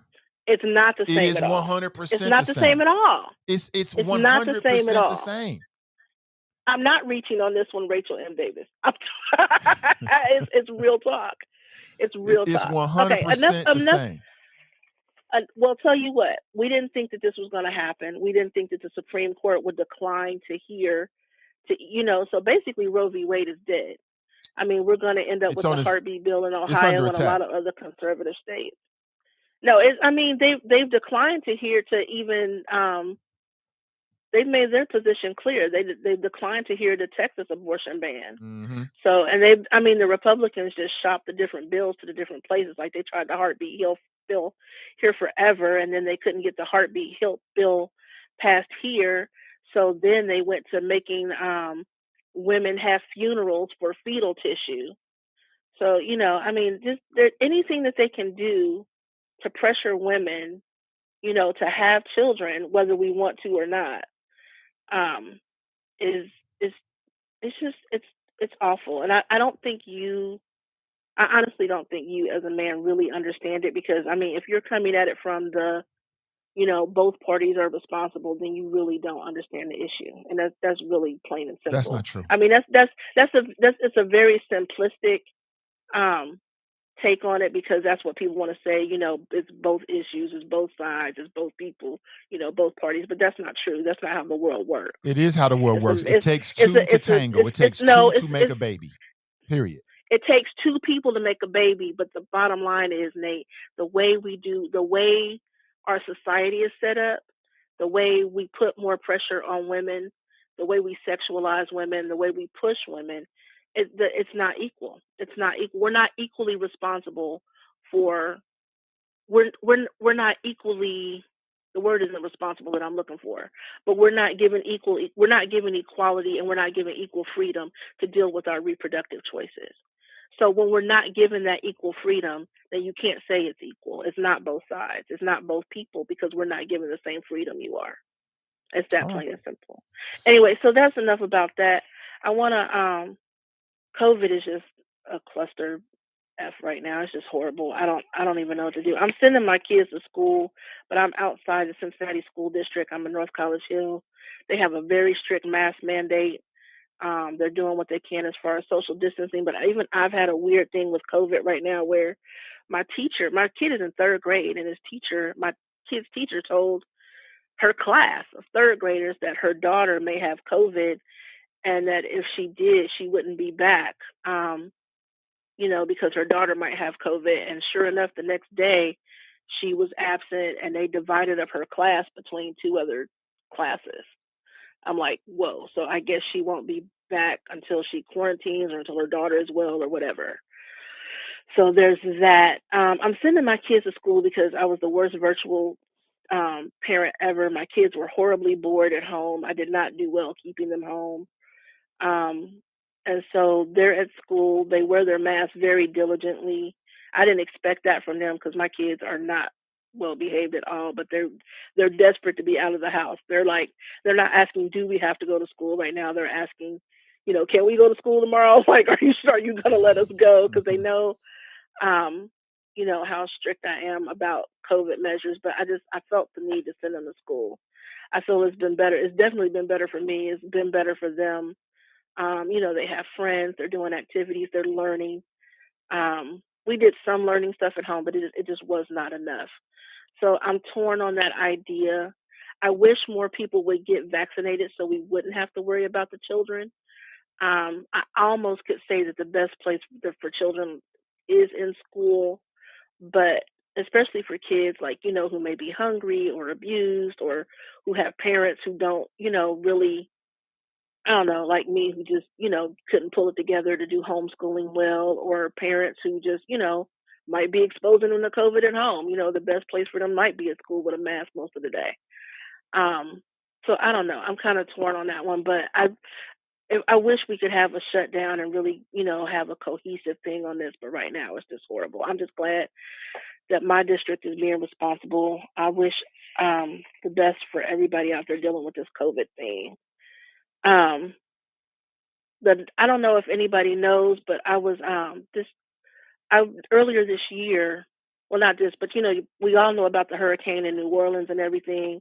But right now, a lot of New York is underwater too. The New York area, New York, New Jersey, Brooklyn, the subway system, Newark, New Jersey, Elizabeth, Linden, all that area is just underwater because they're getting the backlash for the hurricane, and we're really gonna have to deal with climate change. So it's not just New Orleans in that area; it's a whole nother coast that's dealing with this. I had to go to New Jersey earlier this year. I was listening to you while I was in New Jersey. Y'all kept me grounded and made me feel like I was home. So thank you for that, Nate. That was nice listening to your show while I was traveling. And but I had to get my uncle down here from New Jersey. I spent a lot of time there, and every place I spent is underwater. This is just 4 months ago that I moved my uncle down here from there. And every place I was, every Airbnb I stayed in, every place is underwater. So I don't know, if you can check on your people, if you have relatives or people, check on them, see if they need help, see if there's anything we can do. So that's my sermon for the day, Nate. And I'll see you out here on the internet. All right, appreciate it. That's Deborah Nesbitt. Appreciate it. Jerica's like, quickly. Jerica is funny. Let Deborah finish her flow, which, come on, Deborah. It sounds like some men are evil and women are just the victims. Nah, y'all got choices. Vet them better. Most of the time, this is just my experience, and tell me if I'm wrong, but most of the time when I hear about, this is anecdotally, but most of the times when I hear stories about women that have children and the father's not in the life, in the majority of those cases, they weren't married. It was like some hookup type ish. We was dating for a while, we was kicking it, and when the baby came, or he was my long-term boyfriend. But most of the time when I hear about those stories, it wasn't a marriage situation. You know what I'm saying? It wasn't like they was married and then the wife got pregnant and the husband left her. It typically is, we was kicking it, he was my boo, we was my boyfriend, and then I got pregnant, he left. That's typically what I hear. Now, I'm not one to get all biblical with you because that's not who I am, but those are choices there. Those are women making choices. Somebody could make the argument that if perhaps you had waited to have a child with a dude that you was married to, that you wouldn't have had those problems. I don't know. That might upset some people. It is what it is. But I'm just saying, to what she was saying, like, women, y'all making a choice. Do better. Vet them better. You know what I'm saying? How am I supposed to know this? Well, I mean, I know times are different, and I get it. From a man's standpoint, shit, you want it as quick as you can get it. I get it. I understand it. But the pitfall of that is you may not really know who you dealing with. You may not really know what kind of man he is in 3 months, 6 months, maybe even a year. I don't know. And I'm telling you, is it realistic to date somebody and be sexually attracted to them and not have sex for 6 months or a year? Maybe that's unrealistic in these days. I don't know. But, shit, you don't really know somebody for like 3, 4, 5 years. It takes 3, 4, 5 years to really get a chance to know somebody. You need 3, 4, 5 birthdays, 3, 4, 5 anniversaries, 3, 4, 5 Christmases, 3 or 4, 5. You need 3 or 4, 5 cycles around the sun before you really get a chance to know who somebody is, because Negroes will lie in front. Same thing with women. People lie in front, put the best foot forward when they meet somebody new. You don't really know who you're dealing with. You're dealing with the fake person that they want you to see. So to me, it takes two to tango. I come down hard on men, way harder on women because I'm a man. I'll leave all that up to the ladies. And I tell men, be responsible with your sperm. I don't want to hear about how she was a bad mother and all this kind of stuff. You should have vetted her better. You should have wore a condom. Or get a vasectomy. Or just don't do it.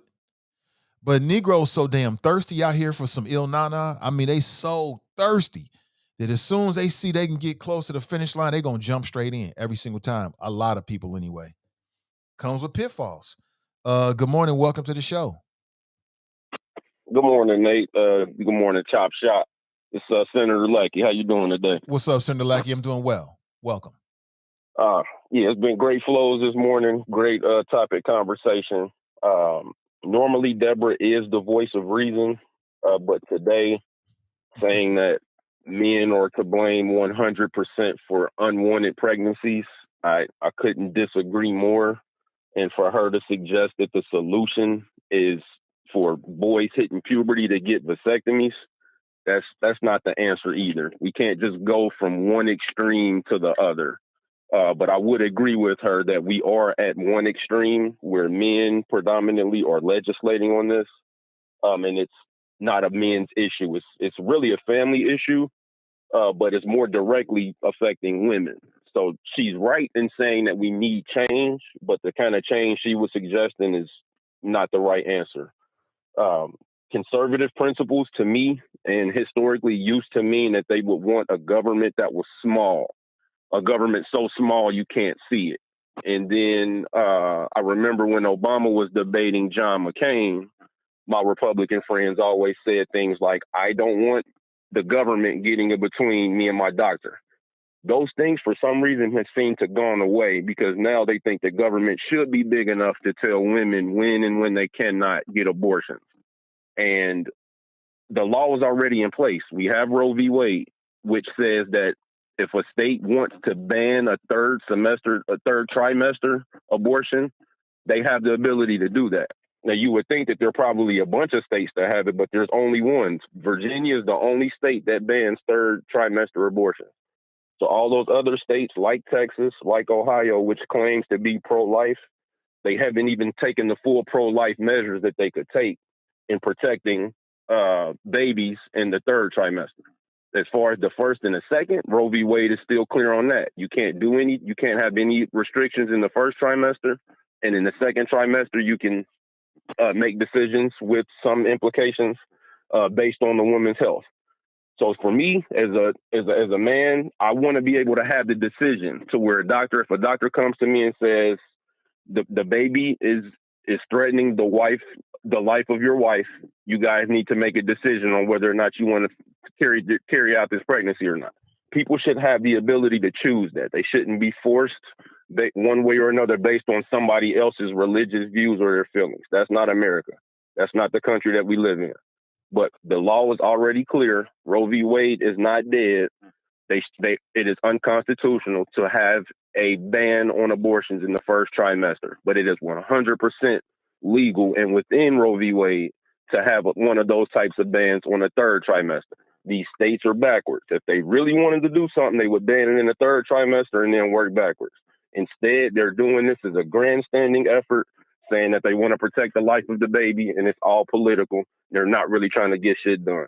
I'm tired of hearing it. I'm tired of sitting back and watching these people pretend to be on one side or the other when they're not being consistent. The consistency has to change, and they're not being consistent with it. Texas should be ashamed of itself. This is not going to last. Ohio tried it. The city of Lebanon tried it. Like, they're not going about this stuff the right way. Virginia is the only state that can say they did it the right way, and they're probably the only state that can say they're truly pro-life. But as far as how we move forward goes, we need to move forward and not backwards. We don't go back to just saying states can do whatever and they can tell women that they can't, what they can or cannot do. That's not moving forward.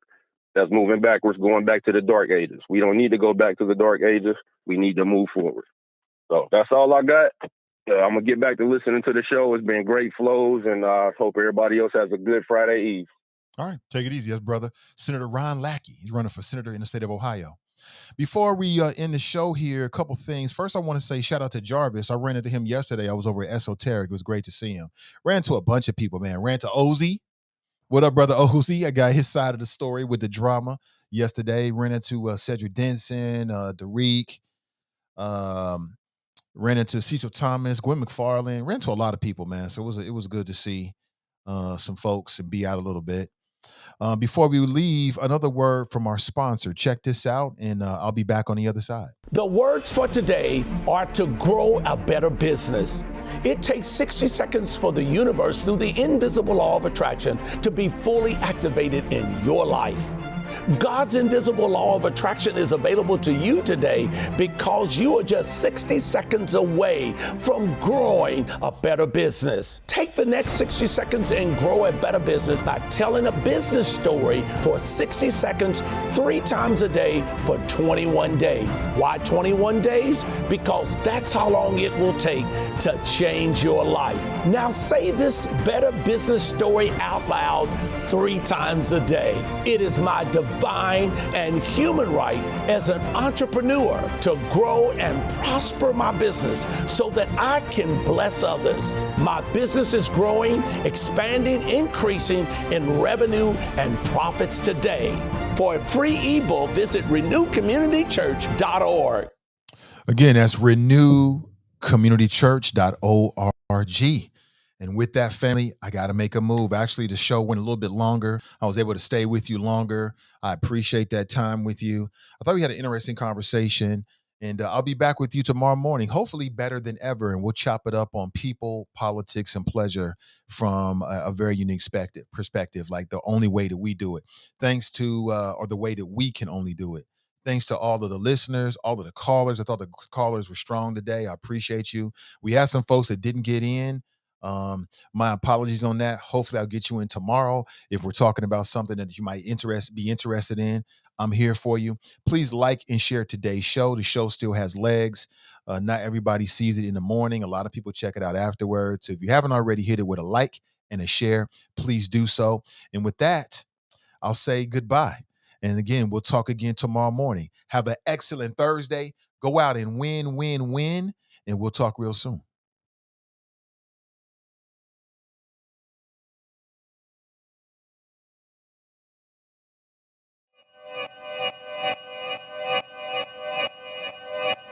Yeah. Talking to my mirror like I love you so much. Curving on my critics like I heard you, so what? You can't kill my confidence, I think I'm the man. Tally all the I ever gave on my head. Lately I've been living like I can't take a loss. They ain't wanna help me, that's what made me a boss. You can't kill my confidence, I think I'm the man. We don't give a that's what they don't understand. I'm back again like flu season. I broke records while loose leafing. I'm coming down my roof, leaving. Don't give a I don't care. Did the by my lonesome. No wonder now I'm on one. No shortcuts on that long run. All I really want is my share. Get on my God, on my totem is nothing. In the discussion, got them feelings I throw all my pain on percussion. The disgusting. I hear them bragging about that they did, and it do not move me, not in the least. They ain't been dropping no seeds in the soil, but swear that you almost spotted the feast. I've been on go mode, showboat, rowboat, wave ride. Cool shorty, too naughty, pool party, wet for the face ride. Annie up, penny down, hand me down, thrift store, old drip, new money, too